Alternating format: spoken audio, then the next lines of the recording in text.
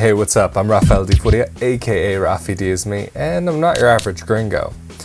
So recently we've been having a lot of fun traveling. I've been going around with my friend Alessa, so make sure you check out our videos that we've done together here on my channel. We've also done a couple videos that are going to come out on her channel. There's already been 1 or 2 on her channel, so be sure to check her out. But before the holidays and all of the traveling and everything, we were talking about things to think about before moving, and the last video was moving and the cost of moving. But today we're going to talk about something a little bit different, but we will talk about it again in the future. The number 1 most important thing, doesn't matter where you're going, how you're going, unless you're going to a country that speaks the same language, but you need to learn the language, at least the basics of it. Learn the language before you get to your destination if you can. It will make life so much easier. When I'm saying learn the language, I'm not saying you have to speak it perfectly. All I'm saying is that you should be able to communicate at least some sort of basic idea, or even just to ask a taxi driver something. But if you haven't really started yet, this is how it goes. There will be those situations where you can only start learning once you've arrived. Because I teach English, I've had this question from students, and recently friends have been asking me about what are some good ways to learn languages, and one friend in particular said, "Can you please make a video for the best way to learn Spanish for a traveling gringo? I'm dying out here." I was originally going to make this video a lot later down the line, but because I got this question and it's something that I get from my students all the time, I figured maybe now would be the right time to put this video out. Here's 5 tips that have helped me a lot. I'm not claiming to be any kind of language expert or anything, but what I can say is there are about 5 languages for me where I am somewhat comfortable enough to get around. I'm not saying comfortable enough for conversation, but enough for basic daily living. Number 5, use free online sources. We are living in a golden age of the internet. I'm sure it will only get better as time goes on, but right now you have so many free places online where you can go to learn a language or to have a language exchange. For example, Duolingo. I'm not saying it's a perfect application, but I know a lot of people who it's really helped. But also, if you want to find a language exchange partner, you can go to a website like ITALKI. But later in the video, I'm going to talk a little bit more about ITALKI because you can also get a private tutor on there. But if you are looking for a language tutor, there's a really cool offer that I've found, and I'll tell you a little bit more about that in a sec. Number 4, this one can be a little bit boring, but it can make for an interesting challenge. I picked this one up when I was learning Aramaic, and it's just a literary language. You don't learn the language to speak it. And it's not part of the 5 languages that I was talking about before. So the first thing that you do is you either go and buy a book, like simple book, not too complex, but not too easy either. Just the thing is, if you're looking for articles, make sure that it's on a subject which you can continue to read about, because you want to have a lot of exposure to the same kind of genre, to the same idea. Also, it helps if in the book or the article or whatever that you print out, if there's spacing between the lines. Books, paper, who uses these things anymore? It's all about screens and e-paper and crap. This also helps once you've already got a little bit of the language under your belt, like just basic bits and pieces. What you try to do is, even if you can only read the words for and, but, or, that's fine, you have a start. What you do is, for the words that you don't know, you go to Google Translator or some sort of dictionary, a translation dictionary. What you do is you write the translation for the words that you don't know above the words. And the more that you go through the texts or through the book or whatever, and the more that you go through it, the more that you'll find that over time, you'll need to do fewer and fewer translations, because the words that you see in front of you will start making more sense. So on the first page of your book, you may have absolutely no clue what's going on.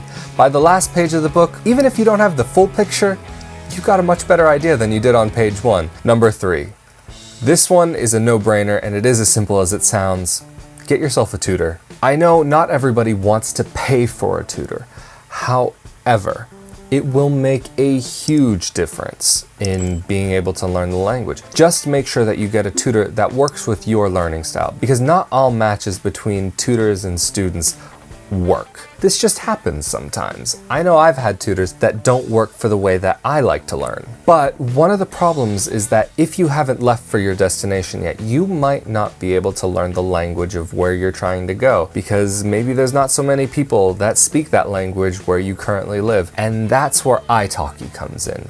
This isn't a paid advertisement. However, if you do sign up, I get a little credit bonus on the website. So win-win for both of us. There's a link down below that if you sign up for the website using that link and you spend $10 on credit for the website, that means you get an extra bonus of $10 of credit. And there are a lot of teachers on there that have really amazing prices. And even if you don't find a tutor on there, finding a language exchange partner is really great. Also, whether you decide to work with somebody on ITALKI or another website, I really don't care if you use ITALKI or any other website. There are going to be a lot of people who really don't like what I'm about to say, especially in the language teaching community. But I personally prefer when I have a native speaker teaching me the language.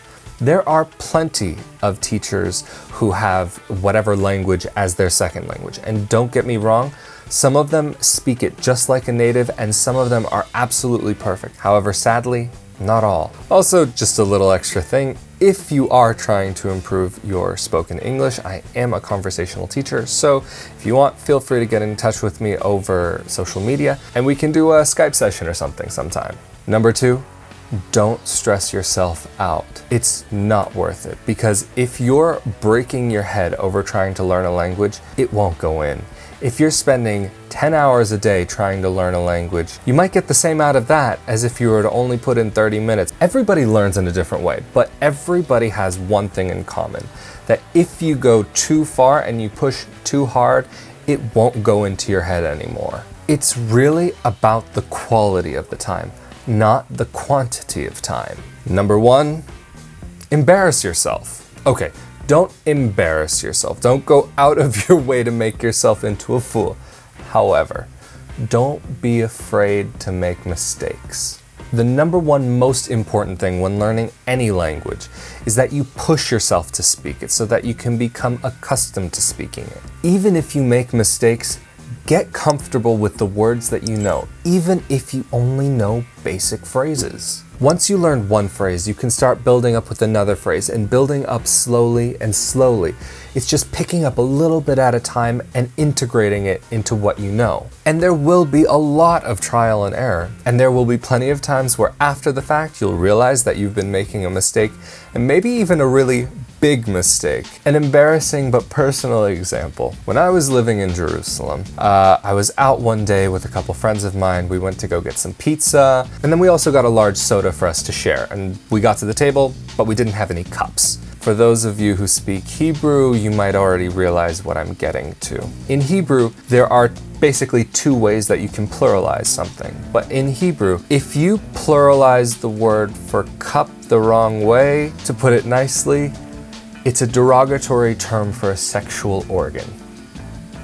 So, at that point, I had absolutely no clue. I walked up to the counter, asked the really nice lady behind the counter for some cups. Or I thought I asked for cups. She turned bright red, her eyes bulged out of her head, and she could not stop laughing. Thankfully, it's a common mistake that people make, but it's a pretty big mistake, and there's a big difference. Luckily, I was able to get the cups, but at that point, I really had absolutely no clue what was going on, so I went back to the table, spoke to my friends, and they explained the differences to me. I'm not saying you'll have experiences so embarrassing like that.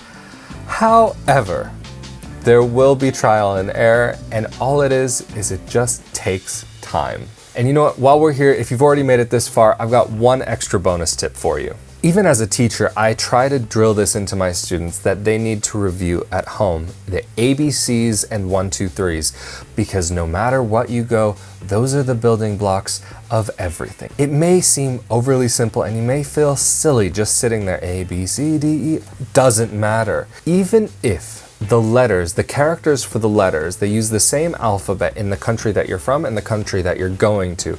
It's important to know what those letters are called. Knowing addresses and phone numbers and any other sort of daily tasks when you're paying for something, to know the prices, these things are quite important. There was one thing my German teacher in high school made us do at the beginning of every class, and I do this with my students for learning English. He made us get up and march.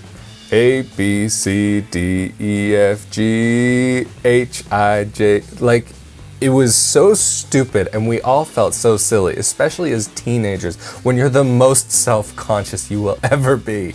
But I learned the alphabet in German, and I still remember it all to this day. Am I grateful for that? Well, yeah. Do I know people who've studied German and don't know the alphabet? Yeah. Am I saying my German is perfect? Hell no.